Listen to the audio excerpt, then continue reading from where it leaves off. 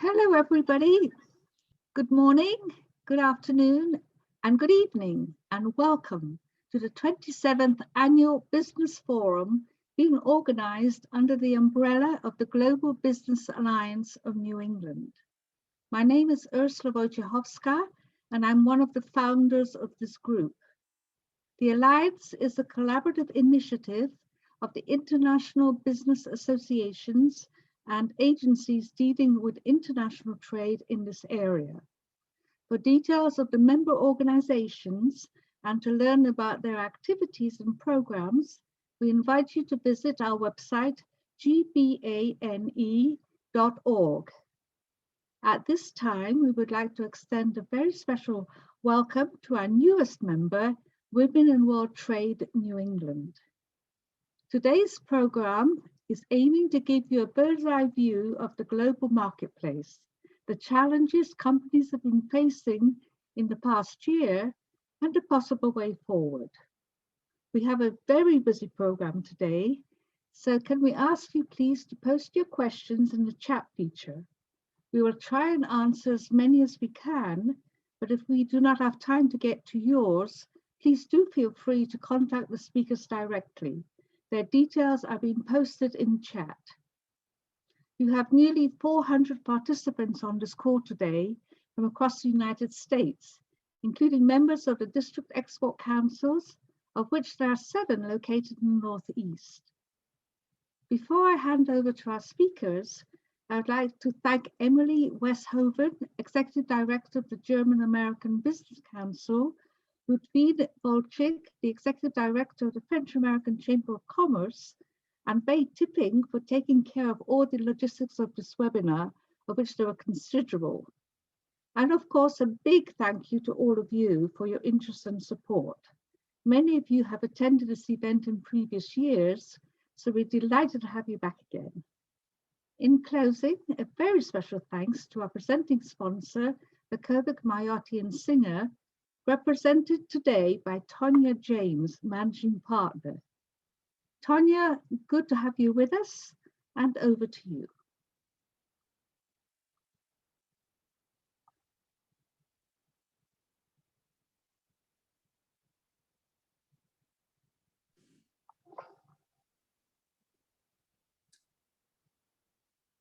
Hello, Ursula, and thank you very much for those kind words. My name is Tonya James, and I am a partner at the law firm Bukovic, Miot & Singer in Newton, Mass. We are an international tax law firm, and we do a great deal of work on many of the issues that you're going to hear about tonight. So we are very excited to be able to sponsor this event tonight. We've been a part of GBANE for many, many years. And we just thank you all for coming, and we hope that we just have a great program. I know we have some great speakers tonight, and we're looking forward to their presentations. So to start with, I'd like to introduce a very special guest that we have tonight, Mr. John Barros. Mr. Barros has served as the Mayor's Chief of Economic Development since 2014 and brings with him a passion for sustainable community development while fostering economic inclusion and equity for all Bostonians. Prior to this appointment, Mr. Barros served 13 years as the executive director of the Dudley Street Neighborhood Initiative. This is the largest urban community land trust in the country. He successfully led neighborhood revitalization efforts focusing on community wealth creation and producing permanent affordable housing. Mr. Barros has also held positions at the Chubb Group of insurance companies that provide insurance for initial public offerings for .com startups, including Priceline.com. So with that introduction, I'd like to send it over to Mr. Barros. Tonya, thank you very much for that introduction, and thank you and Bukovic for the sponsorship today and bringing us all here. Thank you. Welcome. I want to thank the GBANE community for inviting me to join you this afternoon. And on behalf of Mayor Walsh and the City of Boston, I want to recognize the collaborative effort of the global business organizations working to make our city a hub for trade and commerce. I also want to recognize the important work of the Diplomatic Corps. The work that the Corps does here in Boston, as well as the District Export Council, makes us a city that is connected to the world. As Chief of Economic Development of the City of Boston, I see the impact and opportunity that international business brings to our city, from global technology firms to small businesses exporting their goods to the many facets of our tourism industry. Boston's a major global city. As we approach our 400th anniversary in 2030, you can be proud of the global economic reputation we have cultivated for excellence across education, research, innovation, and a blooming, diverse economy. Our global leadership, in particular, across life sciences, technology, and higher education is unparalleled. It was our regional community of scientists and entrepreneurs that developed the Moderna vaccine for COVID-19. And we have a second local option on the way with the J&J Johnson & Johnson vaccine, which was developed together with Beth Israel Deaconess Medical Center in Boston. These discoveries will save lives around the world, as well as ensure a safe economic recovery. This also builds on our history of medical innovation, from the first polio culture in 1949 to the first organ transplant in 1954, both of which were awarded the Nobel Prize. Boston's population recognizes our global status. The city of Boston has approximately 194,000 foreign-born people who account for 28% of the city's total population.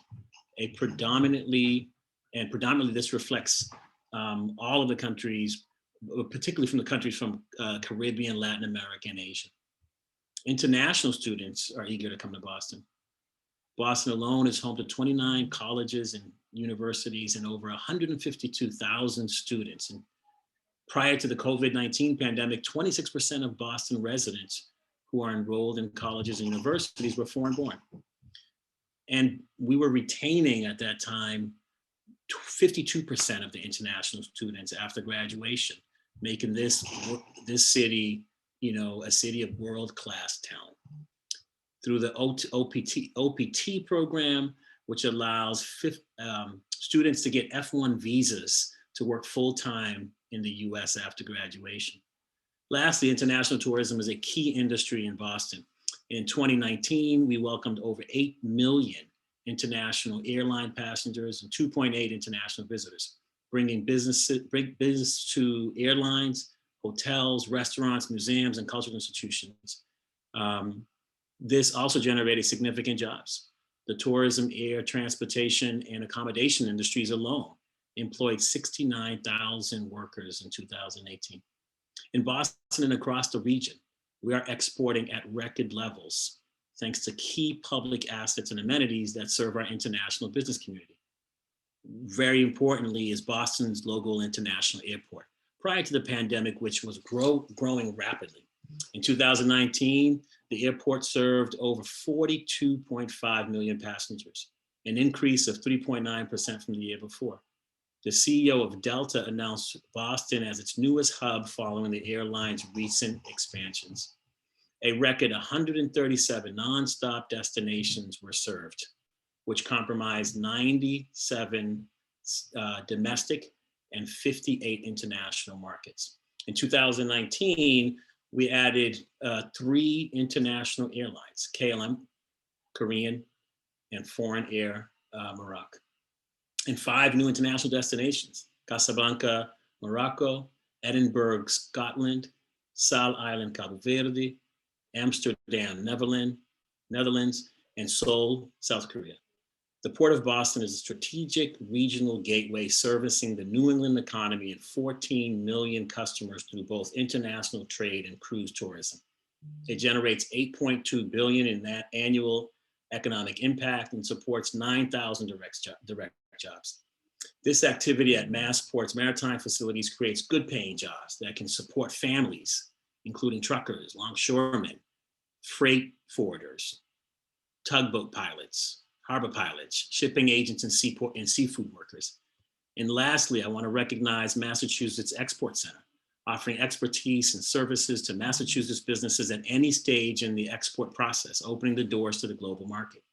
We're fortunate that we have all of these assets and all of them in a small little cluster, only a couple of miles away from each other. Thanks to these accessible resources and the entrepreneurial spirit across our international business community, Boston is able to compete in the global marketplace. In 2018, the MSA reported $23.5 billion, primarily in advanced manufacturing, like computers, electronic products, and chemical manufacturing were exported. I'm happy to report that 88% of the companies exporting goods were small and medium-sized exporters. We're sending goods around the world, but the top five destinations in 2019 were Canada, Germany, China, Mexico, and Japan. We benefit greatly from the foreign direct investment. Across the Commonwealth, the FDI supports over 229,000 jobs from foreign-owned companies, primarily from the UK, France, Germany, Canada, and Japan. These international trading partners shouldn't come as a surprise. We benefit locally from free trade agreements and participation in regional trade organizations. In Boston's case, this is illustrated by our robust trade with Canada and Mexico under the USMCA and trade with China and Japan through APEC, which streamline global commerce. It's also no surprise that almost all of our top export and FDI partners have active, engaged diplomatic missions in Boston, illustrating the value we both place on economic relationship. And lastly, we see the local influencing the global. Because Boston's demographics and growing international connections create demand for new international flights. Our growing Cape Verdean and Korean communities, for example, provide that the kind of demand necessitates new flights. And then that's why we got them in 2019. Now let's look ahead. In looking ahead to the next 4 years, I want to be able to recognize first that COVID-19 has had a serious impact on our economy. The unemployment rate is at 7.3% compared to 2.4% just in 2019. And we saw huge job losses, particularly in retail, tourism, hospitality, and food services. Small businesses are losing revenue, and many have closed either temporarily or permanently. Office vacancy rates have increased from 6.3% a year ago to 9.4% today. MBTA ridership is down, as are Logan Airport passengers and visitors and commuters. However, Boston's economy is resilient. Boston remains a regional employment center that provides job opportunities for city residents and workers throughout the region. Consumer spending and home sales are now slightly up from last year's level. Global companies are still creating jobs in Boston. Last month alone, Amazon announced plans to expand in Boston, the tech hub in the seaport, and created more than 3,000 jobs over the next, will create more than 3,000 jobs over the next several years. In fact, that is actually part of a 5,000 job package. The facility will add new office space for teams working on Alexa, AWS, and Amazon Pharmacy. We're very excited because that shows, in fact, that Amazon and others still have confidence in Boston and in the urban marketplace. That project will bring also community benefits, new performing arts center for Bostonians and visitors to enjoy. In fact, in 2020, development projects remained strong. The Boston Planning and Development Agency approved over 15.8 million square feet of new development, down only from 18 million in 2019. This year, the BPDA approved its largest development in Boston's history at Suffolk Downs, following an in-depth community process. Looking ahead the next 4 years, I'm optimistic about how these investments will grow the city. We're reviewing exciting proposals to transform the former Bayside Expo Center in Columbia Point, as well as the former Boston Globe site. These projects will provide mixed-use developments, office space, research, development, life sciences, academic uses, and community amenities. The Boston Harbor dredging project is still ongoing and ahead of schedule, allowing for greater trading capacity and ensuring regional businesses can continue to meet the global marketplace. This also helps keep jobs in Boston, lowers transportation costs for customers, and is better for the environment with fewer trucks clogging the nation's highways. This project is federally funded, which raises the important question. Now that the new Biden and Harris administration is in office, what can we expect from the federal government as it relates to international trade? In his campaign, President Biden outlined a tax and trade strategy that will benefit American workers and businesses. We're really excited to have our mayor go down to DC, hopefully as he's confirmed very soon as Secretary of Labor. And we're excited to be working with the Biden administration moving forward.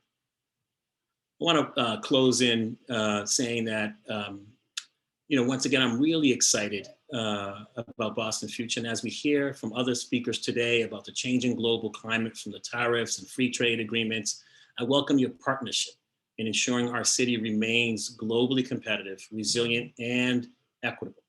I know many of you share this vision to fulfill the promise of a more equitable city. Participation in the global marketplace brings economic opportunities that can benefit everyone in Boston. Once again, thanks for having me here. Thanks, Mr. Barros, for those words. We're very excited that you could be with us tonight, and we appreciate you taking time out of your busy schedule to kind of just share with us what's been going on in the Boston area. So thanks very much for that. Thanks, Tanya. So moving on for tonight, we'd like to introduce our moderator for the next segment of our discussion tonight. Our moderator for the evening is Doug Banks, the executive editor at the Boston Business Journal. At the Boston Business Journal, Doug oversees all editorial content of the company's daily website, multiple electronic newsletters, weekly print edition, and panel and award events. The Boston Business Journal is Boston's leading business media company. Sorry about that. Doug appears regularly as a news analyst on New England cable news and is a frequent guest lecturer, speaker, and panel moderator on issues from regional business and economic trends to communications, journalism, and digital media. Doug is going to introduce our next speaker as well as moderate the panel among many of our local professionals tonight and touching on international issues. So with that, Doug, I turn it over to you. Thank you so much, Tanya. Thank you all for being here today. It is my pleasure to be able to first introduce Judith Dean. Judith is a professor of international economics at the International Business School at Brandeis University. John, thank you very much for those remarks. It was really great to hear the Boston perspective. And now we're looking forward to hearing the global perspective.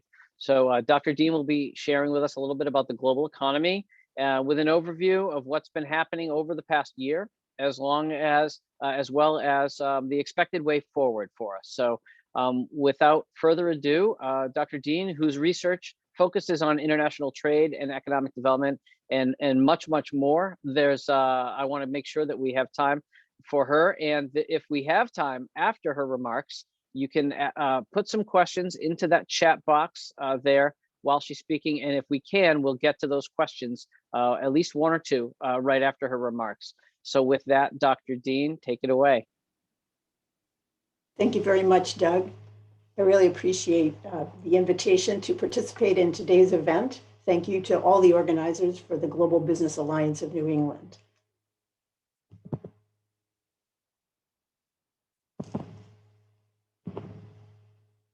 So today, what I'd like to talk about is promoting resilience in the global economy.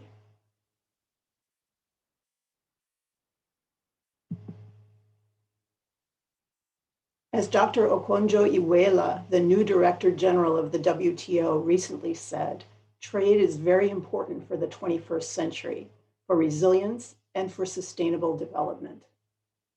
We are at a pivotal time. The last few years have seen a significant growth in protectionism and a loss of many of the benefits that global trade can offer to businesses and consumers in all countries. But I'm hopeful. We have many opportunities to change this situation. Today, I want to focus on three. Those three opportunities, as I see them, are the following: to restore open trade between the US and China, to reopen the US market, and to re-engage in cooperative dispute resolution. First, restoring the open trade between the US and China. No one wins a trade war. Work by Chad Bown recently shows us what has happened to US average tariffs against China, as well as China's average tariffs against the United States from 2018 until early 2020. We can see that US average tariffs increased from 3% to around 20%. That's an increase of over 700%. In retaliation, Chinese average tariffs against the US rose from 8 to 20%, an increase of 250%.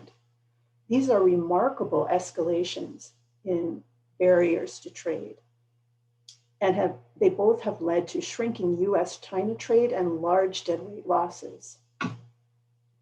Miriam Meaty and her co-authors give us some estimates of the size of those losses for 2018 alone, considering just the losses from the US 2018 tariffs themselves.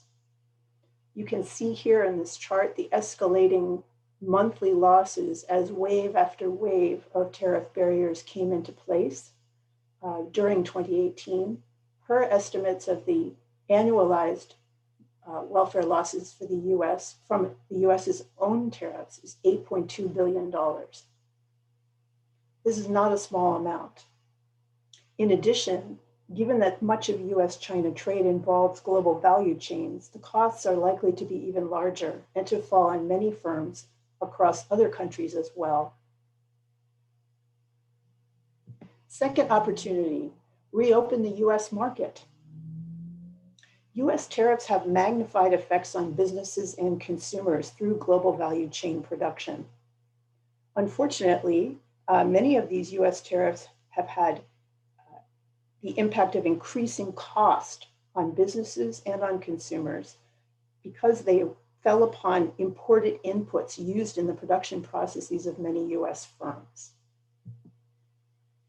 Consider some evidence from a very interesting study by Mary Lovely and co-authors, where they analyzed the impact of the proposed 25% US auto tariff, which was proposed under President Trump.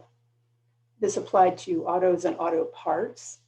And here they consider the impact on prices for 3 types of cars in the United States, or categories of cars.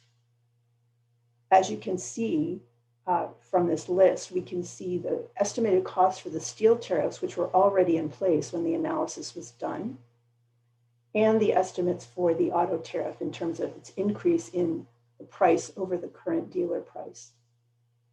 What's most important here is to note that the foreign content share of each category of car. For example, on average, compact cars in the United States in 2018 had about 51% of the car's value added made in other countries other than the United States. That goes up to 84% for luxury models. That means that much of the tariff impact that the US imposed actually falls back on itself. And as we can see at the bottom of this table, the escalation of prices for compact cars ranged from 12% to almost 20% as a result of these magnified effects of the input tariffs on the final goods. In another very interesting study, Kyle Hanley and his co-authors investigated the actual tariffs put on between 2017 and 2019. They noticed that there was a very large drop in products exported to other countries by the United States. The country product export growth rates fell dramatically, as you can see in this chart. And this was true even after the researchers eliminated products that would face retaliation, products that were traded with China or Mexico or Canada. Even as they narrowed the sample, they still saw this tremendous drop in export growth rates. Interestingly, they argued that a lot of this falling off in export growth was due to the fact that global value chains in the United States were facing rising costs due to their own tariffs, US import tariffs on imported inputs. They calculated the effect was equivalent to an export tax of about 1.5% to 4% on many of the firms.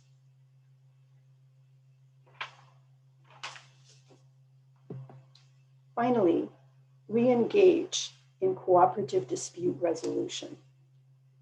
Technology theft has been a serious problem in US trade and investment. But a trade war does not solve this problem. In fact, we have evidence that US tariffs that have been imposed on technology-intensive imports from China actually fell largely upon US multinational firms as well as multinational firms from other countries producing in China. For example, in work by Lovely and Liang, you can see the shares of imports in the United States coming from China and coming from different multinational corporations. So, for example, in the computer and electronics industry, about 46% of the imports in that category come from China around 2017. Interestingly, more than 40% of those come from US related party trade. That is, their imports from parties related to US multinational firms that are producing in China. In fact, more than 2/3 of those imports in computers and electronics from China are actually coming from foreign invested firms, a large portion of which are from countries like Japan, various parts of Europe, Latin America, other foreign invested international firms.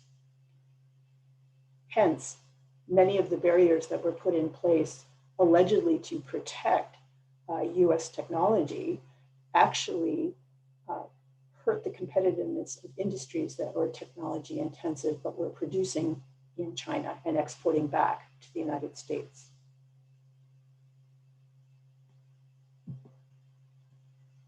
I think we can restore, reopen, and re-engage. The China Phase 1 deal was not the best place to start for restoring trade. I think we can do better. In terms of reopening the US market, the EU recently proposed that if the US were willing to lift steel and aluminum barriers, then the EU would in return remove its retaliatory barriers. So we have opportunity to reopen, mutually reopen markets and re-engage. Recently in the European Union, they completed their comprehensive agreement on investment, the CAI, which with respect to China. This agreement includes measures to actually address non-equal treatment of EU firms and investors in China, including things like technology transfer inequities. I think we can learn from this agreement and perhaps even engage in similar negotiations. We can also begin to re-engage with the World Trade Organization and its dispute settlement mechanism. While the mechanism needs improvement, and that is clear, we have an opportunity to engage in improving the mechanism and using it to resolve world disputes.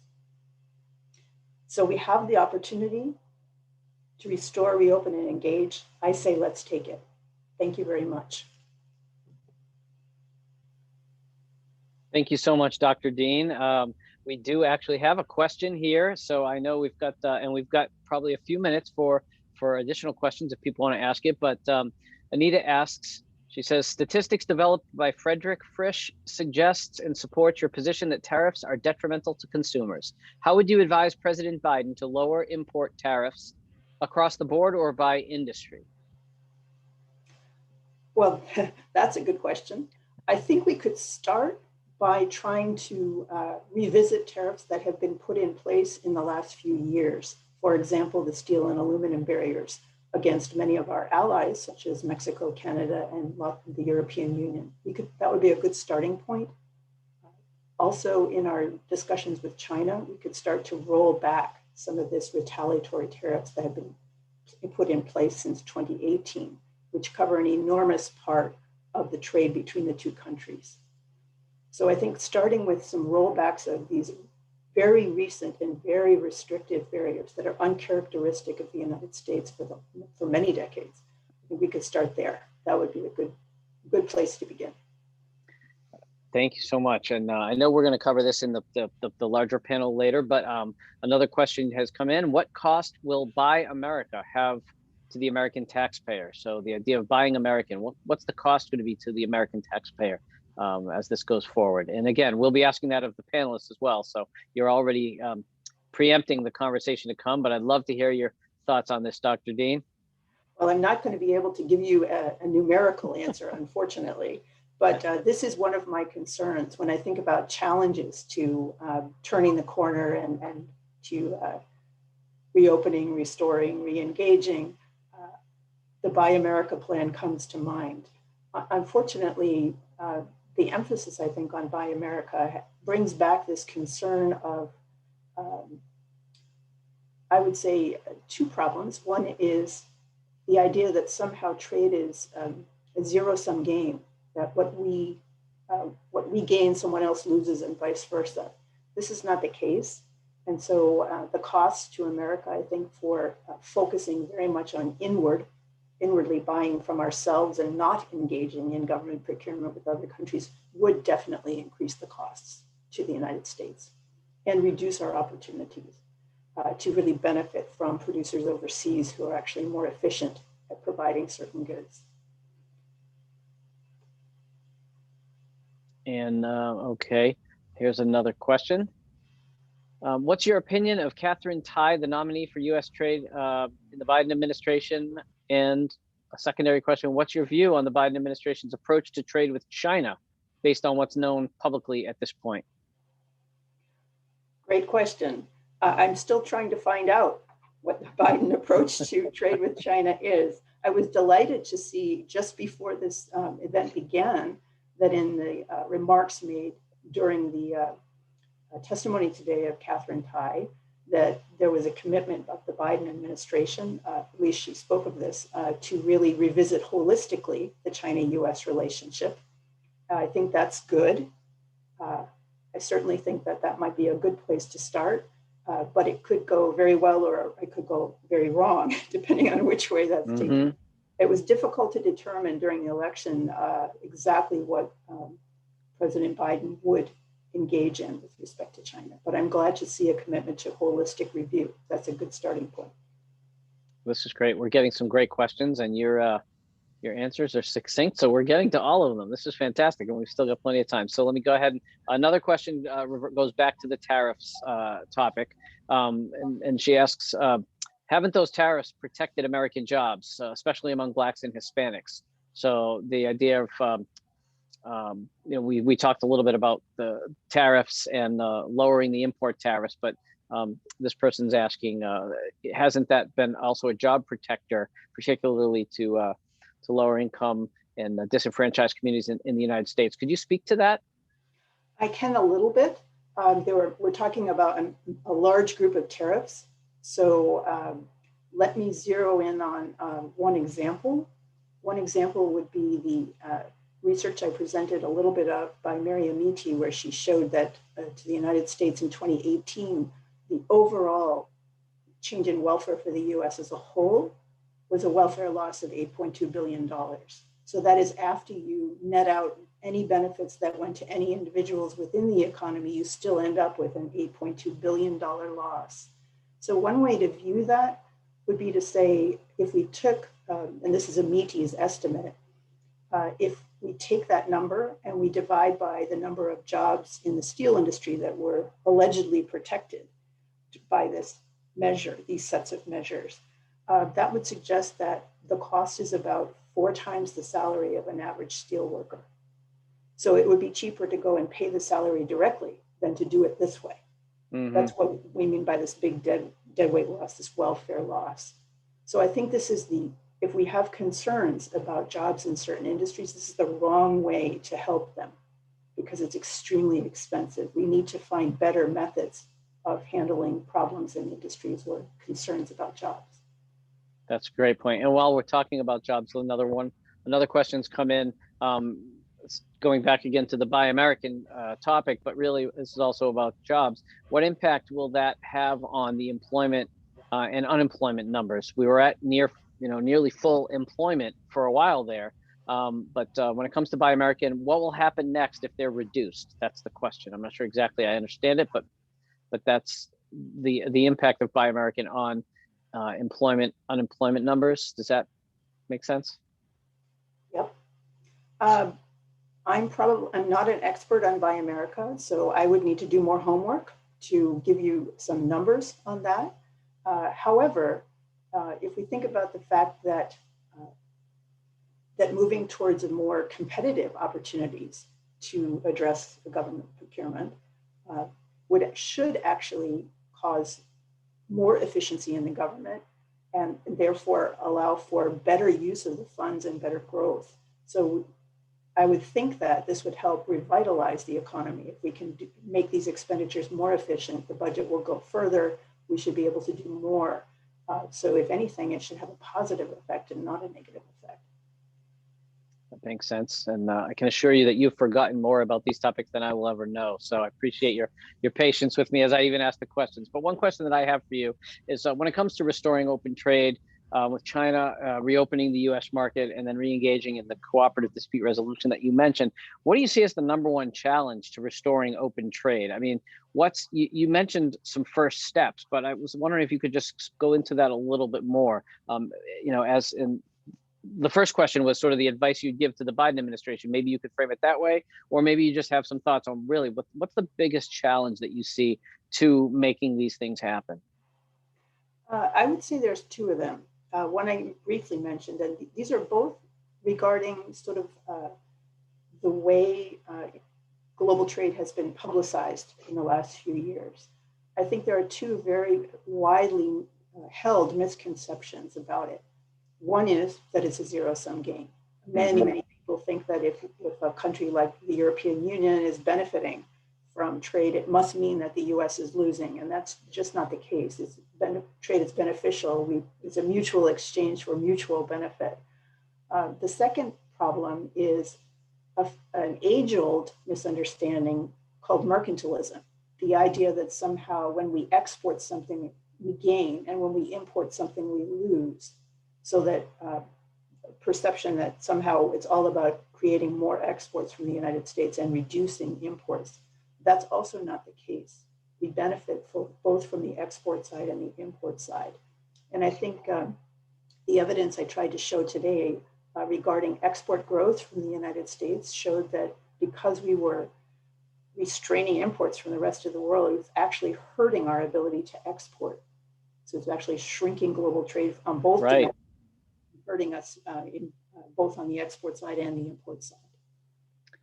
This has been fantastic, and we have completed this portion of the evening. So, and we've run out of questions. So this is perfect, Dr. Dean. Thank you so much for participating, for sharing those insights.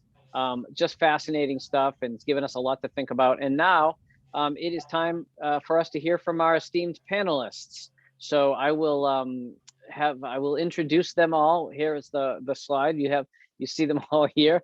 And we've got a great group today of business people who are well-versed in international trade and the issues that are facing companies across the globe.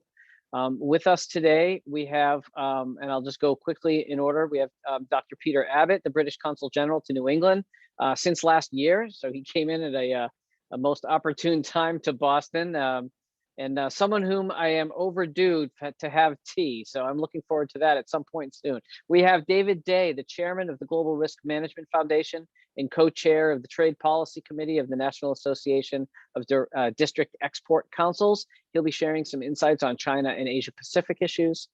We have with us Becca Gould, the Senior Vice President at American Tower Corporation, which is based right here in Boston, and he'll be discussing the country of India and the continent of Africa.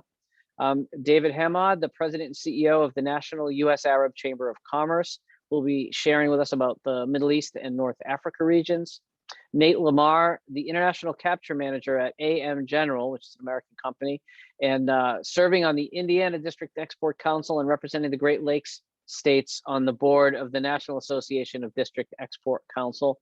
He'll be discussing the US, UK, Eastern Europe, and not quite done yet, Sean Levson, the International Sales Manager at UPS, who's the chair of the National District Export Councils, and Ernesto Pinal, the Director of Business Development at DQM Software, and another District Export Council member who'll be discussing Mexico, Canada, South America. I want to just let you all know that we have, as I change my view here so I can see everybody in front of me, all your smiling faces. All the speakers will be available via the chat, and they've all agreed to be contacted. So we've got a lot of people and a lot of insights, and we want to make sure that we can get you out of here on time this evening. So if you scroll back up on that chat, you will see contact information for each and every person here, and they've all said that they'd be happy to be contacted. So if you have any questions directly for an individual speaker, please do follow up with them directly. It's exciting to be here because generally this is an event that's in Boston, but today it's very much a global event. We have speakers from all over the United States. We have audience members from all over the globe, and so I could not be happier to be here and to have this opportunity for all of you guys to share. What I'm going to do, because we have so many people and we've all been on Zoom calls with lots of people, we don't want to start a conversation where everyone's talking over each other. But what I've asked each of you to do is just share briefly, very briefly, about the challenges that you and your organizations faced last year. Not necessarily with the pandemic, because that's an issue I'll talk about or ask about shortly after this. But obviously, it may certainly come up. But in the context of global tariffs, the trade wars, the supply chain issues, the trade agreements and the lack thereof that have marked this past year. And then, so we'll go through each person, we'll go alphabetically, and then I'll ask you to sort of look forward to 2021 and beyond, and let us know sort of what you see as different. So Peter Abbott, we will start with you. Just give us just a couple of minutes on sort of some of the challenges that you faced last year in the UK. We can talk about Brexit. I just read a couple hours ago that Boris Johnson is now asking everyone to buy British fish. So this is a very much up to the moment issue. Talk to us a little bit about the challenge there over the past year. And then after Peter, we will go to David Day, and then Becca and David, and so on. So go ahead, Peter. Great. Well, fantastic. Thank you very much indeed, Doug. I do hope we can have that cup of tea very soon indeed. It's wonderful to be here. Thank you for the introduction. So 2020 was a remarkable year for global trade. It was particularly a remarkable year for the UK. I'm sure everybody on the call knows that we signed a trade and cooperation agreement with the European Union on Christmas Eve, really the 11th hour of the 11th hour. What I want to just say very quickly before I come on to talk about that agreement is that prior to signing the trade and cooperation agreement, the UK signed trade continuity agreements with more than 60 countries worth around £200 billion a year. That's with countries such as Turkey, Canada and Switzerland to make sure that the UK's trading arrangements post-Brexit were not disrupted in any way. In October of last year, we signed an economic partnership agreement with Japan. That was a new free trade agreement with Japan worth around £15 billion that goes far beyond the existing agreement that the EU has with Japan. And I should also say that we are in fairly advanced stages of negotiating free trade agreements with Australia, with New Zealand. We're starting exploratory conversations with India for a full free trade agreement with India. And of course, your members will be very interested to know about the UK-US free trade agreement that was in very advanced stages up until the election in November in the US last year, and which we're hoping the new administration will pick up as soon as possible this year. So the trade and cooperation agreement we signed with the EU at Christmas Eve is the largest trade agreement either party has signed. It's worth £660 billion a year. It's the first zero tariff, zero quota agreement either the EU or the UK has ever signed. And it does lots of things, but it ensures continued market access for a number of the UK's key service sectors. So accountants, lawyers, tax advisors, architects, etc., can continue to sell their services across borders into the EU. It's got unprecedented access on legal services, and it's the most liberal FTA that the EU has ever signed with anybody on digital trade. Now, there are some gaps. We can talk about financial services, for example, if that would be useful. I think one of the things that I want to just set out for you today is the UK is still one of the most open investment environments anywhere in the world. I think we rank 8th globally on the ease of doing business survey. And we have this, the highly educated workforce, transparent regulatory environment, stable legal system, and of course, great transport links. The English language is invaluable, and with Greenwich Mean Time putting us at the heart of the global time zone, it's one of the best places in the world to do business. Total foreign direct investment is up 30% in the UK since 2016. We're still the #1 destination in Europe for foreign direct investment, with a top destination for global technology. So really, the UK, I mean, just to go to the theme of the talk this evening, really is still open for business. And we think that going back to being that global, free trading, liberal nation really is what the global trading system needs post-COVID to get back to full, robust health. Thank you so much, Peter. And with that, I will turn it to David Day. Well, thank you, and greetings to all of you from the other side of the world, in the middle of the Pacific here. And one of the challenges among many that we have seen out in the Pacific here, as well as the Western US and throughout the US mainland, really has to do with a lack of understanding on our business community on the critical fundamentals of China. And these issues are missed by our government policymakers. Many of them are think tanks and so forth. And so, Doug, I don't know if it's possible you or Emily could put up that one slide that we had here. I think this is something that our businesses have just not really grasped yet. That's Emily's got that. So while she's working on that, you can just go ahead and continue. And I think there are some other fundamentals which relate to how the Chinese economy is set up, their capacity for executing with this incredible state-owned business model that they operate, and the difficulty US businesses have in competing in a number of the countries outside of China, even, Belt and Road or wherever. And I think that these fundamentals, how the economy is constructed, and the tremendous propaganda media influence campaign that has been leveled at the United States that is not widely understood. These are risks that businesses need to take a look at, and they have missed this. And I don't know if we're going to be able to have this visual picture here, Doug. So let me just describe it in this one sense, and that is that we know from the overt statements of the Communist Party what their attitude is toward the United States and where they're going. And I think it would be a shock to all of you if you could see what I'm talking about here, but let me try to describe it. And that is that the leadership in Beijing, their goal and their plan is by 2049, this is the 100th centennial of the founding of the Communist Party, they intend to take over the leadership in the world as the #1 superpower, with all that engenders and all that means. And that means changes to the rule of law, changes in the governing institutions, and you can see the influence that China has been developed.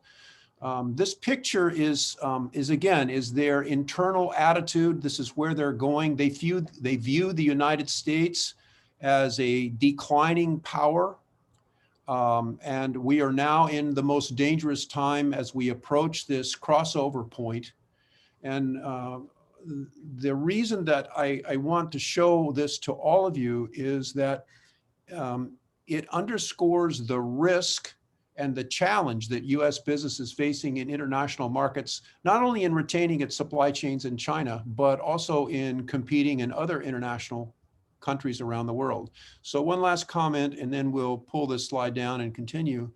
In the Belt and Road situation in the tech sector, when China obtains, or Chinese companies like Huawei, they obtain control of the internet or telecommunications backbone of a country, the impact of that on our US tech sector is that in many instances, they will be foreclosed from competing in that market. And why is that? Because China will control the standards.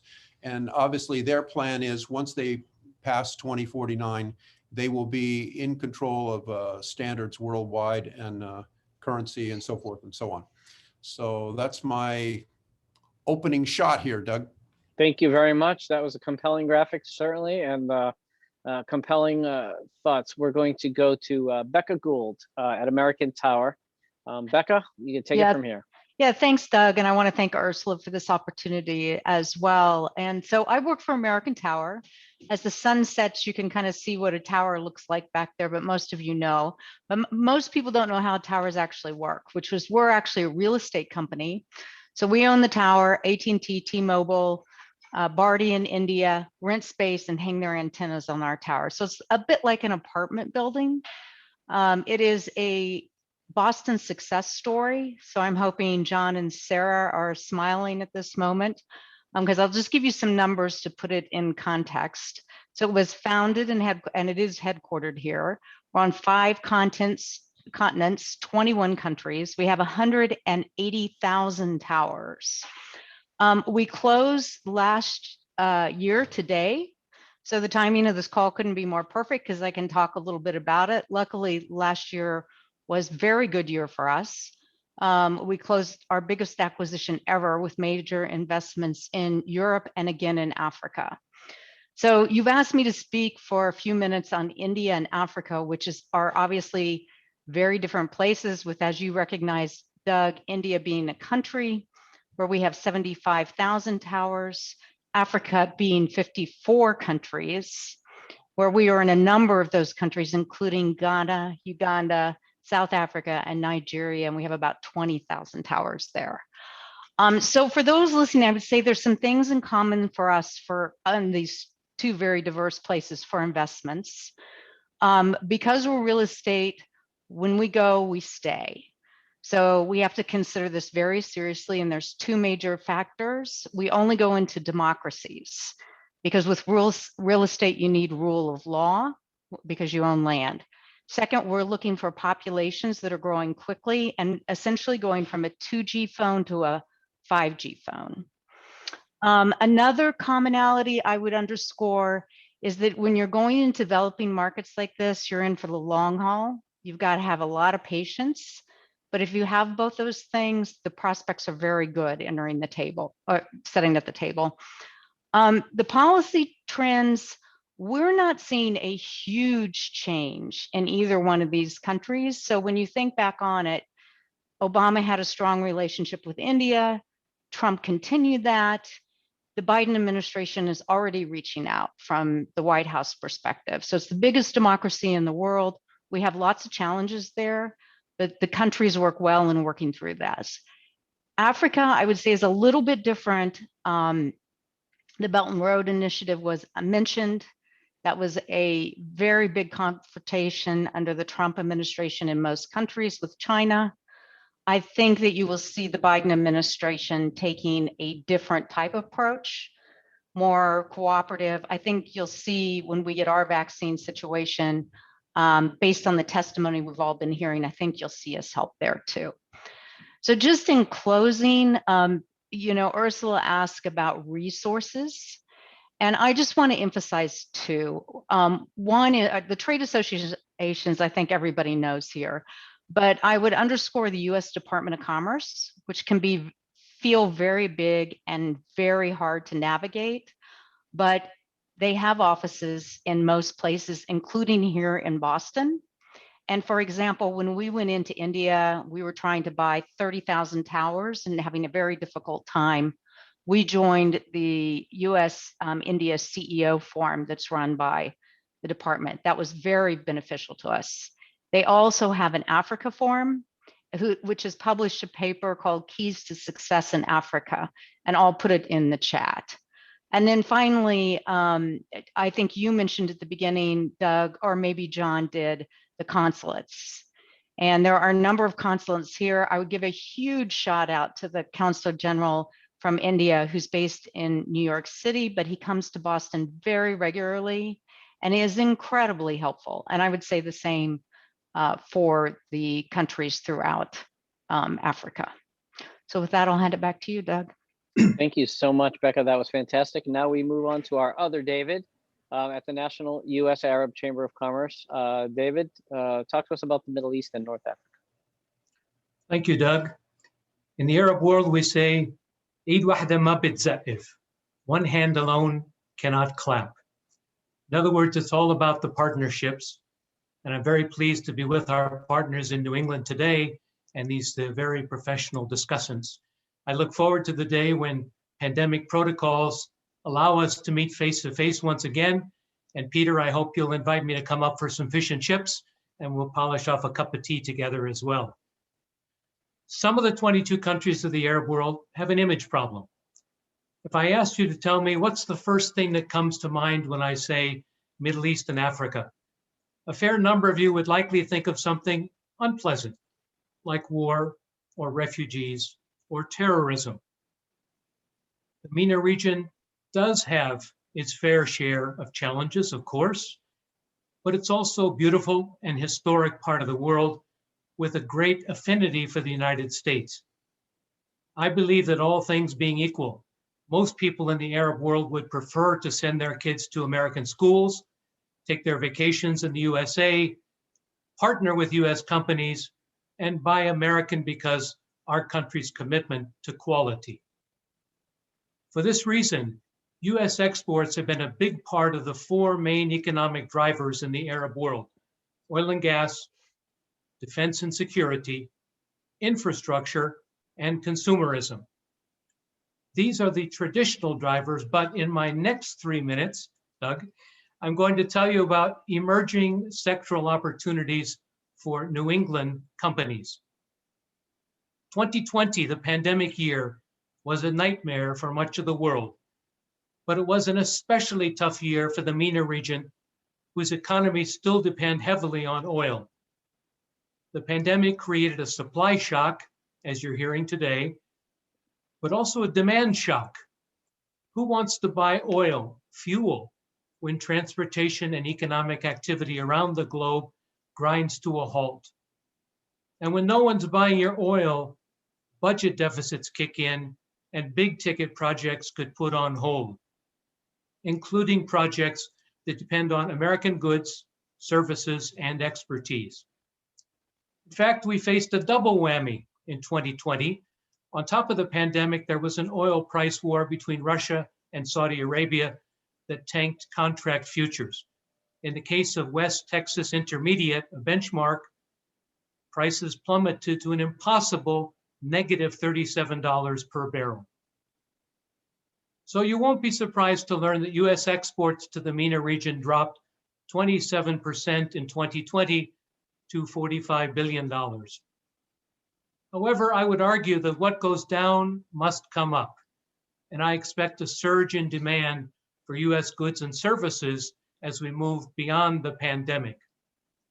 So in my next 3 minutes, I'll talk about looking beyond oil and what it may mean for New England companies. Doug, back to you. Thank you. Thank you so much, David. When I think of those regions, I think of my wife's family, who's from Lebanon. Of course, in the 70s, part of it was Syria. And I think of my barber, who's from Morocco, like my guy in East Boston, who's my favorite guy. So that's what I think about. But I don't do business, unfortunately, other than that. So let's continue to move on, because as you have made clear to everybody, I'm keeping you all on a tight leash, and I wish you hadn't exposed me like that. So let's move on, and we'll go to Nate Lamar. Nate, talk to us a little bit about. I think you have the region of the world that you have. Refresh the memories of our audience and take it from here. Go ahead, Nate. Thank you. I'm very fortunate and very thankful to be employed by AM General. AM General is the manufacturer of the Humvee. AM General has over 100 years experience through its heritage companies and has built 1.5 million vehicles around the world, of which 300,000 are outside the United States. Spread across 70 plus countries worldwide. We've been making the Humvee for various armies around the world since 1985, as well as variants of the Humvee. However, being that I'm a little too new at AM General, having just started on the 5th of January, I think it's more important that I answer your question regarding tariffs and the trade war leading up to this based on my experience at my previous employer. And so that's what I will speak on. Draper was my previous employer. Draper is a medium-sized manufacturer of audiovisual products, window shades, and athletic equipment. Draper at one time had 17% of its revenue due to exports. However, due to things mentioned earlier by Dr. Dean of Brandeis, due to the trade war, the overvalued US dollar, and the final nail in the coffin being aluminum and steel tariffs, our export sales went off a cliff in 2019, down to only 2.5% of revenue.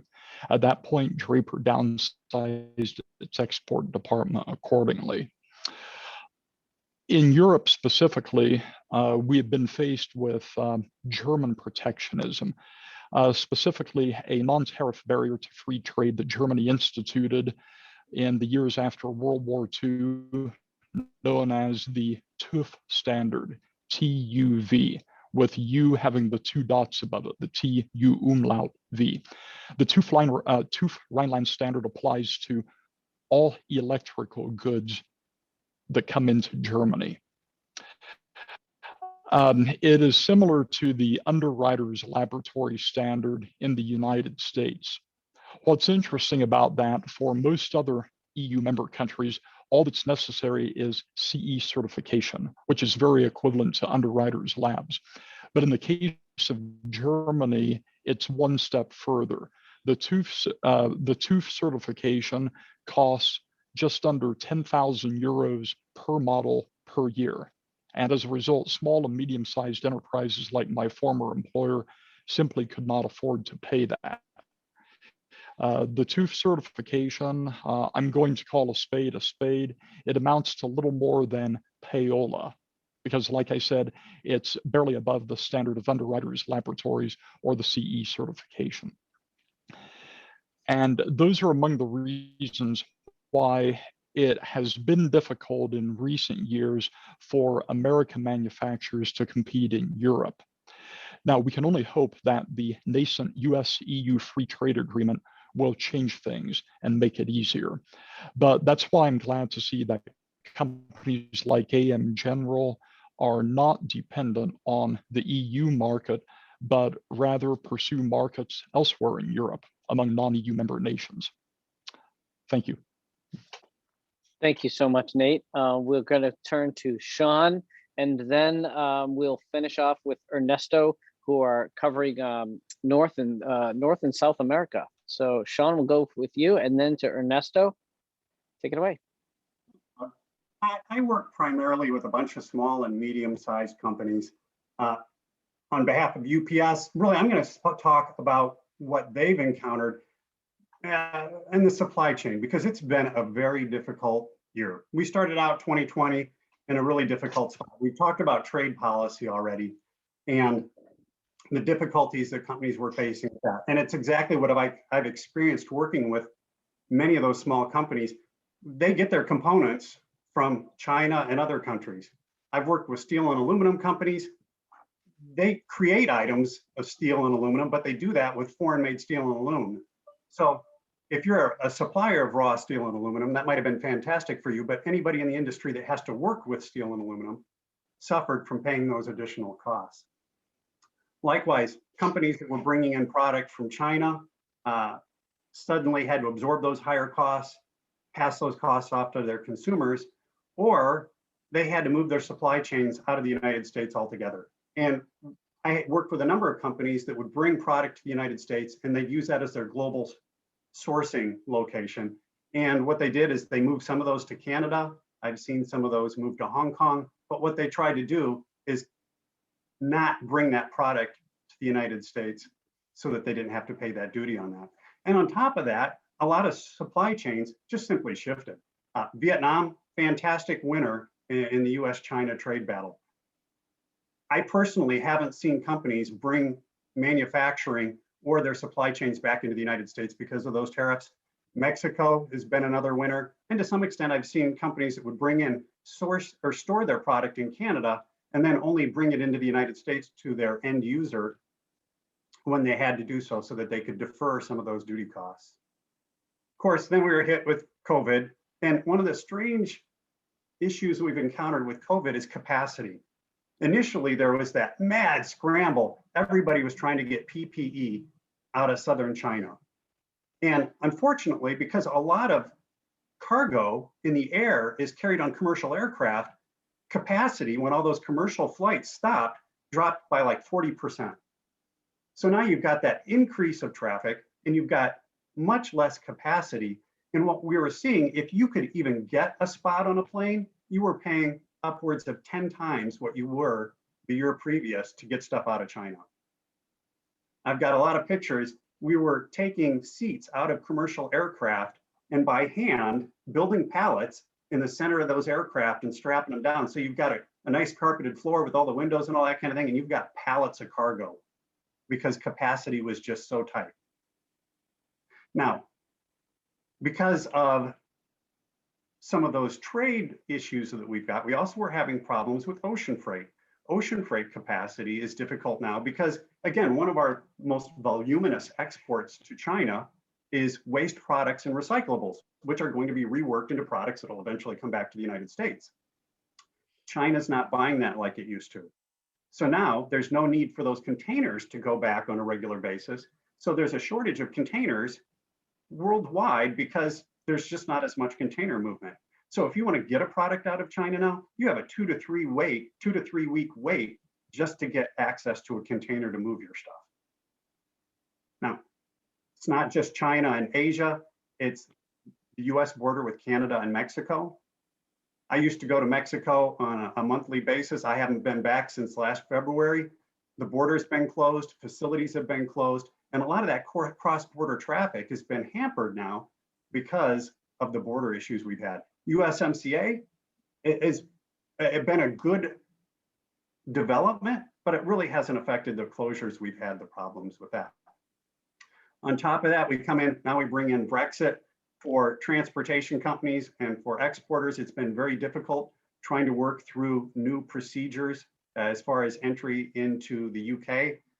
I've had shipments that have sat for weeks as we try to work out how to comply with some of those new regulations. So suffice it to say, it's been a pretty tough year when it comes to supply chain. And we can talk about where we're going when we circle around again. So I will go ahead and turn it back. Thanks so much, Sean. That's great. And now we're going to hear from Ernesto, who for software companies, I would imagine that capacity and space on a plane is not as much of an issue, but I would love to hear your thoughts on the challenges that your company and you've seen as well. So take it from here. Go ahead. Thank you very much, Doug. It is my pleasure to be here. I will just make one quick clarification. I'm participating in the more in line of my other company that is Export Optimizers. That is an entity that advocates for export expansion and tries to help companies to guide them, coach them into what steps they should take in order to accomplish that goal. Well, having said that, let me go back. Now, yes, I'm the Director of Business Development for DQM Software. We are a company that produces biometric solutions, imaging solutions, cloud solutions, and in general, data management solutions. Now, as such, the last 2 years have been very, very interesting. And very interesting because they have been very dynamic. We have not been affected directly so much because, as you well pointed out, software doesn't need to go in a plane or in a boat. But we have been affected indirectly by the effect that the tariffs first had on our partners and our clients, and second, on the system integrators that we work with, and then second, the COVID. So at the beginning, the last 2 years have been very interesting, a challenging time, but a time of opportunity too. So I'm very optimistic, and hopefully I can elaborate on that in the second part of the conversation. Just when we were getting ready, our customers and our partners were getting ready to understand what impact the tariffs really had on their supplies, on their devices that they needed. There was a lot of confusion at the beginning, and I think the tariffs affected some players that were acting as a warehouse and distributors, because some clients noticed that if they were going to be affected by the tariffs and it was going to take longer time to receive the goods, they started actually researching to try to buy directly from Asia, and that put it in trouble some local domestic partners in the States. So that's one of the negative effects that I noticed of the tariffs at the beginning. Then there was a lot of confusion on how to categorize your products, to what extent the tariffs were going to affect you, what it meant in terms of cost, and figuring all that took a few months. And the majority of the manufacturers absorbed, this is what I saw, absorbed those changes in price. And they were just waiting to see if the tariffs were going to be temporary and then eventually will be removed. When they realized that they were not going to be removed, they made a decision. We will just take it as part of the cost of doing business, or we will transfer a little bit of that cost into customers. And in average, I saw 50 and 50. That was the breakdown. About 50% decided to absorb it indefinitely. The other 50 started transferring part or all of that cost increase. Then when that finally was being settled, and we had a kind of a functional method or model, then COVID hit. And what COVID did is another disruption. Now the disruption wasn't about the tariffs and costs, was about supply and logistics. And that actually opened up and created the awareness in a lot of our customers that they always thought that they were being supplied in the States because they were buying from Paul that was in California. They didn't care. They were not aware where that items that Paul was supplying were coming from. And they didn't care, more importantly. With COVID, they started caring because they noticed that there were shortages, there were being big delays, and they said, well, why? Well, because it's coming all the way from China. So that actually was the best teacher that we could have in industry, to create the awareness of the companies need to understand where their items, their supplies come from, because eventually, now was COVID, but it could be an earthquake, could be a tornado, could be whatever, or a political issue, and then your supply will be affected. So it created that awareness, at least in the ones that I work with, and I am really glad for that. Now, I would like to separate North America, South America, and I will put Central America as a distinctive segment. So we have North America that has some realities. The good news in that is that the last figures that I checked, we are back at 90% of the trade before COVID, which is almost 100%. That's great. In South America, we are only at 67%. So there's still a long way to go to catch up. And Central America, it has been particularly affected. That is only at 59% of what previous COVID, for a lot of reasons. COVID is one of them, but it's not the only one. There have been political issues, there have been weather issues, you name it. So that's how I will distribute these three parts of the Americas. The good news are, and that's why I'm very optimistic, is that all these events have opened a window of opportunity for North America to really take a leadership, become a more integrated region, self-sufficient, or as self-sufficient as possible, and depend less on Asia. And by doing that, building actually economies of scale and strategic connections with the rest of the Americas, so that finally I see as a feasible opportunity to build a market of a region with consumers and producers that are under our own backyard. And I will just share a few numbers for you. Today, the Americas, the whole continent, only holds 14% of the world population, but it holds 34% of the world GDP. That is great. That is a great ratio. And if we are keen and we work towards trying to maintain that, we can still do it. If we don't do that, Asia, particularly China, is going to eat our lunch. As David said, I think things are moving that direction. So we need to do our homework now and start working into that integration. There are some good numbers to share with you. The cost of labor in China has been steadily going up. Today, in average, manufacturing cost is $6.50 per hour in China. In Mexico, is $5 per hour. And Central America is $4.25. And some countries of South America, it's in the range from $4 to $6 per hour, depending on which country are you looking at. That is a great opportunity to start moving part of that transformation that is being done in Asia and do it. The raw materials, a lot of the raw materials come from South America or Central America anyway. So instead of going to Asia to be transformed, we could actually start moving them upwards towards the north to be transformed and then to be completed in North America and Canada and the US as a finished product and then be exported from that part, from those areas to the rest of the world. There are a lot of free trade agreements that we have in place today that if we know how to use them, it could be very beneficial. In addition, we have some bipartisan initiatives to allocate part of the funding of the U.S. International Development Finance Corporation to dedicate 35% to develop those markets in Central and South America. The Biden administration has announced that it's going to dedicate $4 billion for development of Central America because it's a national security issue if we don't do something about it. And that's the only way that we're going to stop the disorganized migration from Central America. And okay, and I'm gonna stop you there because I want to make sure we still have enough time. And I know we want to get talking about the wages at some point soon, but I do want to get to looking forward and get to some questions because we have some questions coming in. So thank you so much for that, everybody. Peter Abbott, why don't you talk to us a little bit about what I'd like everybody to spend just a couple of minutes. We're going to try to make these speed rounds if we can. But what do you see as you're looking forward to 2021? Obviously, for you in Boston, you get to meet people in person, hopefully soon enough. But any tips for our audience on how to move forward? What's different as we look forward in the coming year that you're seeing from your position? And then we're just going to go right back down the line that we did before. Go ahead. Thanks, Doug. I think looking forward to 2021 for us, the big difference is climate and climate change, not just the effects of climate change. You look at what's happened in Texas over the last few weeks, and I think that those kind of extreme weather events are going to become more and more common and more economically damaging, I think, over the course of 2021.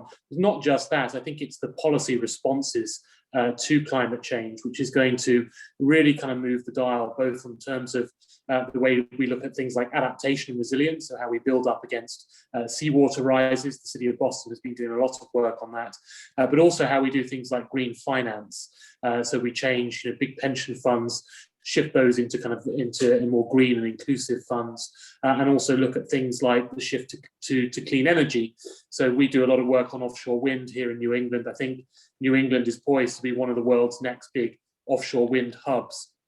So there's going to be a lot of change, I think, around climate as it becomes really mainstreamed into the way that both politicians see the world, but into the way that businesses see the world too, as they increasingly pursue their net zero strategies to reduce their carbon emissions.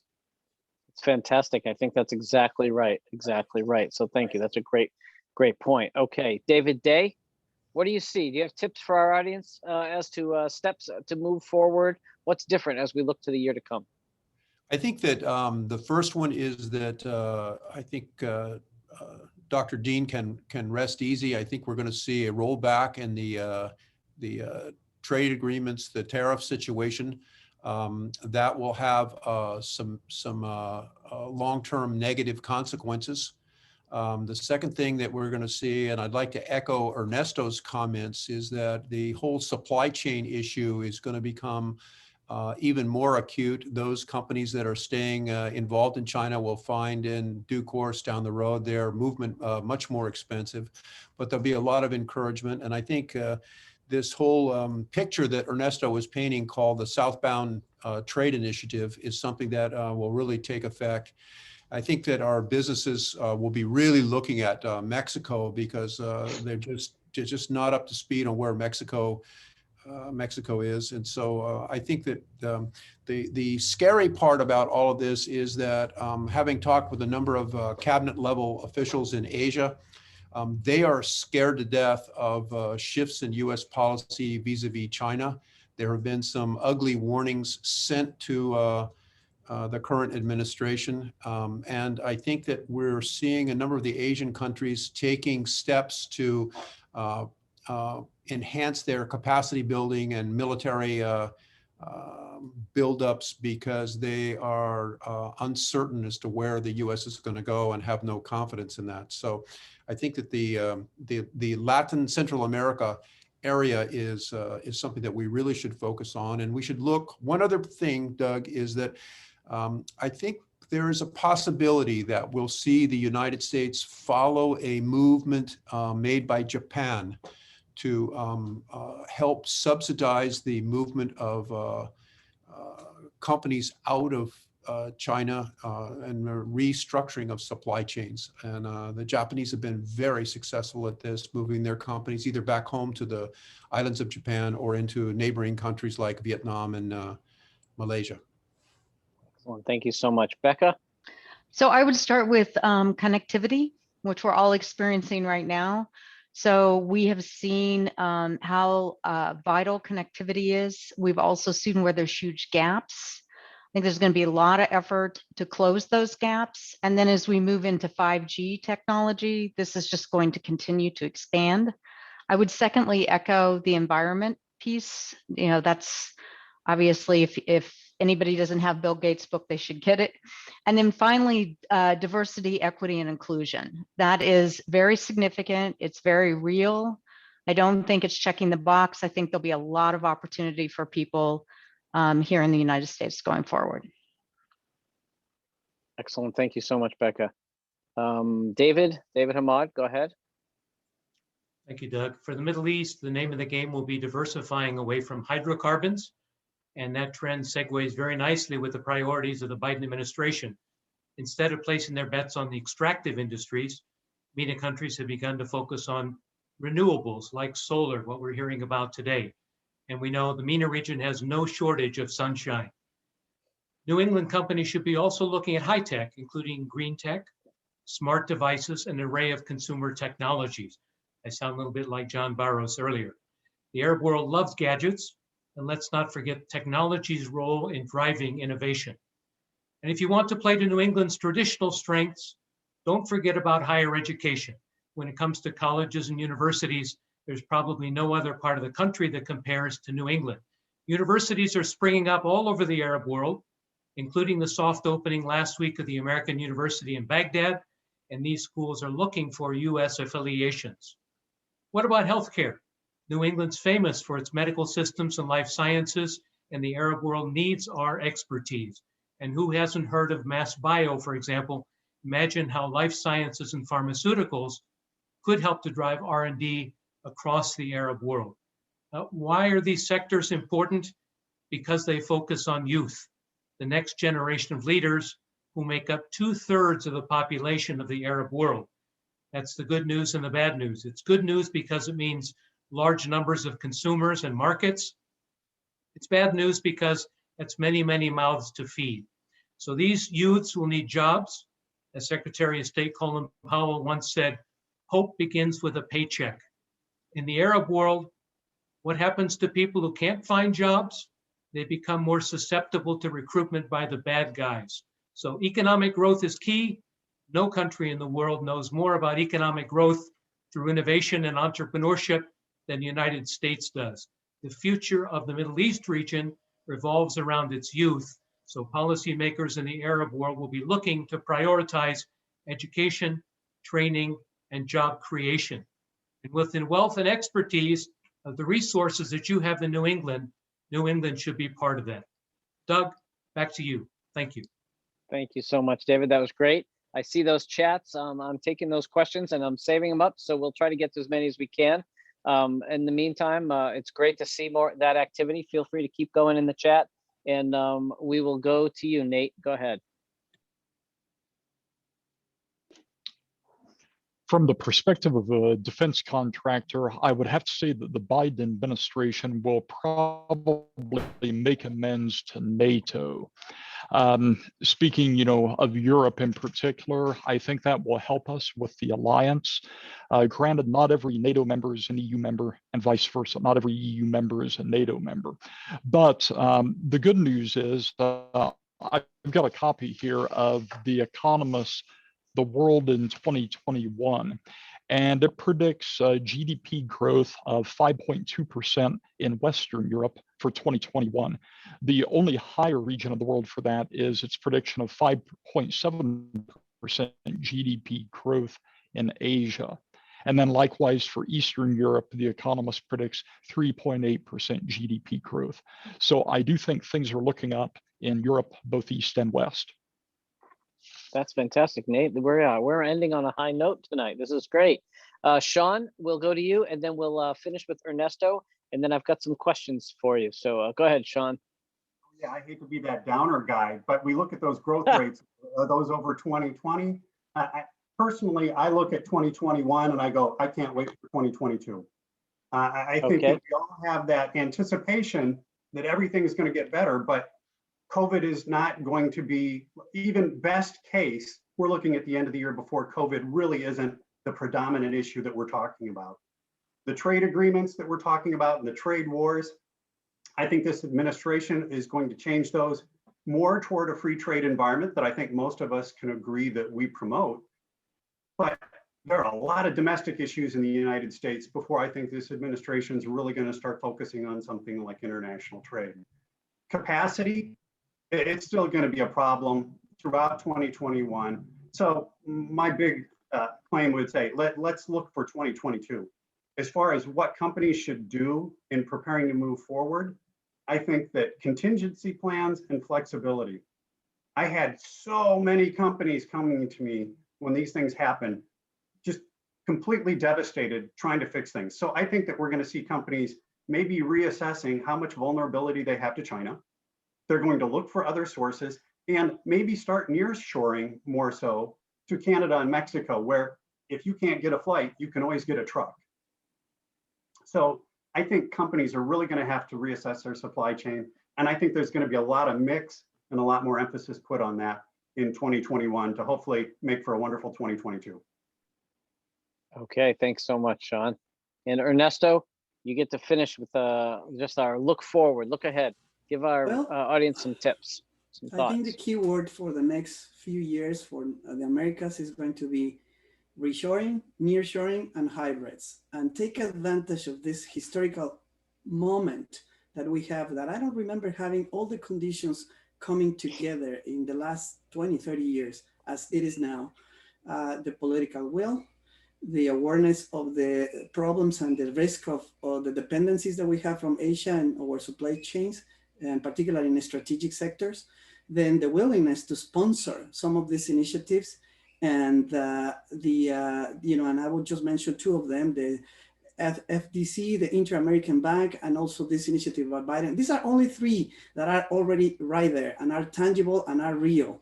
And it's just a matter of us taking advantage of that so we can start consolidating the integration of North America, Mexico, the US, and Canada, and then started looking south to incorporate the other countries of Central America and South America, little by little, that are suppliers of strategic, a lot of them, of strategic raw materials that we need for batteries, for chips, for a lot of things. And this is a time to take advantage of that. So I'm very, very optimistic. I think the numbers are right there. Thank you so much. Thank you so much, Ernesto. I love that you guys are actually responding to the questions in the chat, but you realize you're stealing all my questions if you answer them there. So I just tease, Okay, so maybe I'm just a journalist at heart, and therefore I always go to the negative. But I want to go back to what Sean was saying about the pandemic, because I think that there's a lot to be said about that for the coming, certainly the near term part of 2021. I'd love for you guys to share with us a little bit about how the pandemic is affecting your business travel and your trade right now. How are you handling your businesses in light of the pandemic? Is it affecting your travel? Is it affecting your trade? Have any of you been traveling? What is it like for you? I'm sure our audience would love to hear some of the tips that you might have. And I'll let anyone raise your hand and we can get started. Go ahead, Sean. Why don't we start with you? Travel, well, I used to travel about 30 to 40 weeks a year. You can see this wall behind me. This is where I've been for a year. Everything has moved to Zoom or online. I have done no business travel. I haven't even seen a UPS facility in a year. I mean, that's what it's like for us. Again, our operations are all over, but as far as what we're out there doing, yeah, we don't travel at all. Okay. Yes, Ernesto, go ahead. Similar situation. In fact, by policy, we were not even allowed to travel anywhere up to December. So they just changed that, but still the travel is minuscule and almost non-existent, only for support engineers and on a very, very controlled basis. However, we have become very, very sharp, I guess. Necessity has made us sharp to develop vehicles and means to actually do demonstrations, the creation of videos, and the creation of a lot of material, homemade, by the way. Some of them are homemade videos that we didn't even think about before. There was no need for it. So the creativity is right there. And I think this is going to stay. We are assessing just the policy for travel for the second semester of 2021. And the budget has been reduced, and we see that we're going to invest into other tools to enhance these capabilities that the COVID necessity forced us to create. Thank you, Ernesto. David Hamad, go ahead. Very quickly, Doug, if you had asked me to give this speech 2 years ago, I would have pointed out that there are 400 flights a week going back and forth nonstop between the United States and the countries of the Arab world, including Emirates, Qatar Airways, and Royal Air Maroc out of Logan. But the pandemic has had a profound impact on the number of flights, a profound impact also on the flights within the region, and the prices have gone skyrocketing. So we're all looking forward to some sort of a normalcy in the not too distant future, inshallah, God willing. Anybody else want to share? Anybody done some? Yes, Peter, go ahead. Thanks, Doug. It's a little bit, it was really last year, but I moved to this posting in Boston from Islamabad, Pakistan, with 3 young children flying from Islamabad to Istanbul, Istanbul to London, London to Boston. And I have to say it was the best transatlantic flying experience I've ever had. All of the airports were quiet, all of the planes were half empty. And I jest slightly, and I know that's not the sort of the normal experience these times, but I also don't, I don't think, like many people do, that everything is going to change completely. I see a huge amount of pent-up interest in getting back to travel, both in the leisure and in the business industry, and a huge amount of desire to get back into in-person collaboration and creative working together. The head of Goldman Sachs, I think in the UK, said just yesterday that he does not see home working, remote working as the new normal for Goldman Sachs. And I think if you have major market players like Goldman Sachs thinking that way, then inevitably others will be looking at them saying, we can't let them get the edge. And so people will start going back into sort of slightly more normal business practices. Now, this sort of thing, this kind of conversation that we're having, I think will continue. It's too easy, it's too convenient, I think, for us to give it up. But I do see certainly a more hybrid model to the future of work that really does include some quite substantive working in person, particularly in industries like mine in diplomacy, but also in the creative industries as well. Thank you, Peter. David Day, do you have something to share? I think my business involved a lot of travel throughout the Asia Pacific region, and all of those countries have completely shut down, blocked any kind of foreign travel. And I'm based here in Hawaii. Hawaii has been under strict quarantine, so I'm like Sean, I haven't left my office. And so as I look to the future, I think I agree with Peter. What we're going to see are these meetings face-to-face that will take place in the future. They will be, I think, a lot more meaningful. I think we'll have a lot more value to them, and it will be something that we'll all treat as very, very precious to have a chance to meet face-to-face. So I don't think that's going to go away. And certainly in this region of the world, the face-to-face meetings are critical, and it's had a crippling effect. Thanks so much. This is great. Okay, David Day, I'm going to come right back to you. We have an audience question that I'd love to get your sense to start, and then others can share. But given that completely decoupling from China is not a realistic option, if you had President Biden's ear, what would be the initial 2 or 3 trade-related steps that you would recommend to him in order to bring manufacturing back to the United States and lessen the Chinese influence around the world? Assuming some of those assumptions in the question, I'd love to hear your thoughts on that. And then, of course, anyone else among our esteemed panelists would love to get your perspectives. Well, number one, Doug, the trade tariffs have an educational impact. And that is a good thing. That's a very positive thing, because through that, our business communities have been educated a little bit, not completely, but a little bit. So think of the tariffs as a starter kit, painful, expensive, but a starter kit. So what needs to happen is that there needs to be a real coordination with the Western democracies in terms of, this is a very difficult thing to accomplish, and I don't know that the Europeans are going to be able to play in this mix because they want to be neutral. But I think we've got the Australians, clearly the Japanese will join us in larger trade contexts with each other. And I think that's kind of where we're going to go. We have a blue dot concept that was initiated by the United States, Japan, and Australia for good housekeeping seal of approval on infrastructure projects. It's very difficult to pull countries together, but I think that's really the recommendation that I would give. Does anyone else want to have any other thoughts they want to add to that? Okay. One question that I have, and Ernesto, you talked a little bit about the reshoring and nearshoring.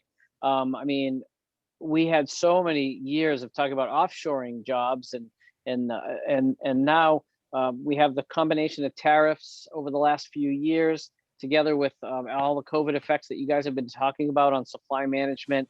How does all of this, sort of the changes in the tariffs that are coming, the COVID's effects on supply management and those things, how is that changing what we're starting to see in this reshoring, this nearshoring that we've been starting to see more recently? Ernesto, we'll start with you, but any of the regions that you guys are talking about, I think this would apply to. Go ahead. Well, I think, as David said, the COVID experience was an educational one. It forced actually the business community, the consumers, to wonder and to question, where are the products that I consume coming from? And not just take them for granted. That is a great thing that I don't think with any amount of budget or a campaign we could have accomplished. So that is the good news. Now, the business people that I talk to that are in the supply chain or are manufacturers of a product are being much more eager to understand, and they are thinking more strategically. And I think that's a good thing too. They don't want to rely so much on one source, and particularly a source that is 6 weeks to 8 weeks away. They for the first time, and we conducted some surveys, and I was reading some surveys conducted by different entities, and what we established is that about 34% of the people that was interviewed, business people with manufacturing facilities, they are considering seriously about the possibility of reshoring or nearshoring or a hybrid, which is probably what we're going to see in the future. And there is another 20% that is in doubt, is not sure about. And there is the remaining probably are more gambling on trying to have access to the Chinese market. But I think when they discover what David actually explained it very, very clearly, that the Chinese model it has a difficulty. It assumes that you are not going to take your profits away from China, that you're going to continue reinvesting, to continue manufacturing, to supply the rest of the world. But when we get a saturation point, and with the reshoring and nearshoring, I think I see that happening in the next few years, then what are they going to do? How are they going to justify not getting their profits out of China? So that model is a little bit unsustainable. And either China will have to open up, or they will have to realize, I need to leave a facility in China just to supply Chinese market, and that's it, but not to supply the rest of the world and get my profits. So that's what I see in the next 5 years unfolding. Great, thank you so much. And I've got a couple of raised hands here. Becca, we're going to go to you, and then David. And yeah, while you're answering, I just want to say we are going to wrap up in right at 6:15. So to the audience members there, I have one more question that I'm going to ask you guys, and that would be on just some what a New England company would need to know. What's the best advice that you can give them for starting in the countries or regions that you've been describing? So that's kind of where I'm going to go next with our last question. It's going to be a speed round, but Becca, go ahead. I'll let you know. Sorry to cut you off. Go ahead. Oh, no problem at all. So I was just going to build because I think Ernesto made some really good points. we were leading 40 companies, 20 Indian companies and 20 US companies in dialogues when COVID with governments. And I think the other piece that I would just add is people really looking at when a crisis hits like that, is the government a transparent government of which I can work with? So there were a number of US companies who had manufacturing facilities, as an example, in India. And when COVID hit, they couldn't get into their factories, just like we couldn't here. But working through the governments, a lot of that changed. So I just would say that I think that's a critical point too, is the transparency. And I think I already answered your last question, so I think I get a pass on that one. Yeah, well, I was coming to you first, so you're absolutely right. David Day, why don't you finish up the conversation around the nearshoring, and I'll let you finish up. The issue with nearshoring has to do with understanding the risk. And so I think that companies that really get to know their supply chain, understand what risks they're going to entail, whether it's logistic risks or strategic risks, or also consumer boycott risks if they don't reorganize their supply chain. And I think that's the issue as far as I'm concerned. Thank you so much. Okay, here's our speed round, folks. What's the one takeaway that you want our audience to know as it pertains to the possibility of expanding or opening up operations in the region that you described? And we will start, Peter, I'll start with you, and we'll go right down the alphabetical line. Peter Abbott. Where do they start? Gosh, Doug, I'm not quite sure. I'm rather different to the other panelists. I'm not quite sure how to respond exactly to your question, but I think I would just point to what I said at the opening. You know, the UK's exit from the European Union, I think, presents huge opportunities for the UK in new markets and old markets. So both in terms of the US, with the US-UK FTA that we hope that we're going to be able to sign with the Biden administration, but also with markets around the world such as Australia, Canada, and India. So that's my take. Thank you. Sounds great. Your advertisement was perfect. They'll call UKTI and they'll get your folks on it. I have no doubt. Perfect. All right, David Day. I think in the Asia-Pacific region, Indo-Pacific region of the world, there are a couple things that you would need to do. And number one is make sure that you develop a clear understanding of the 6 key fundamentals of doing business with China, because China is the bull in the China shop, so to speak, here in this region of the world. And the other is to understand the opportunities available with the other countries in Southeast Asia that are recipients of a lot of that business. And so there are 2 ways that you can do. One is to hook up with the U.S. Commercial Service, who will connect you with the country-specific officer. And the other is don't rely entirely on the Commerce Department, but make sure you're tying in with some of the private sector companies there in New England that are already doing business in that area, and buy them a cup of coffee, socially distanced if you can. Thank you so much. We had a question in the chat about what the 6 points about China are. I'm going to refer that person directly to your email. They'll send you an email and you can send them that point. Becca, are you're serious about me skipping right over you? Am I right? Okay, yeah, I think I got it. Yeah, I think you did too. David Hamad, then Nate, Sean, and Ernesto. We're wrapping it up and we're over time, so I'm going to make it real quick. Go ahead. The Middle East is a great place to do business. They've got money to spend. They love working with the United States. Face-to-face interactions are extremely important, and our chamber can take you there. Sorry Super. About the commercial, Doug. Well, I asked you where they should go first. You're the place. That sounds good. Nate, go ahead, Nate. If your export strategy is anchored on Germany, being that it's the largest market in Europe, consider other markets besides Germany due to the reasons that I outlined in my talk. In addition to that, don't be dependent solely on the European Union. Also look at non-EU members as ripe markets. Thank you. That's perfect. Sean? Tell a company you're going to make mistakes. Don't make them stupid mistakes. Go to the people that have an answer. I would be remiss if I didn't do a plug for the district export councils. Again, fantastic place to get information.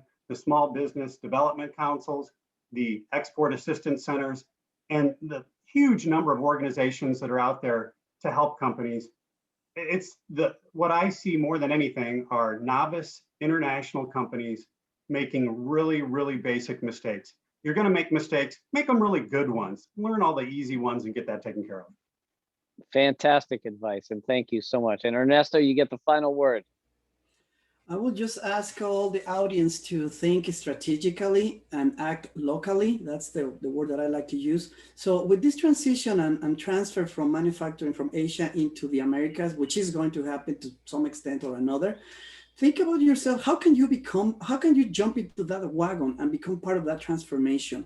Because often we don't look at the big picture, and we need to start thinking in that way, because as those processes come, there will be no country that will do the whole process. So there will be pieces done in Mexico, pieces done in the States, pieces done in Canada or in Colombia or in Chile or whatever the case might be, but pieces. Think about how can you jump into this wagon and become part of that transformation that is substituting Asia.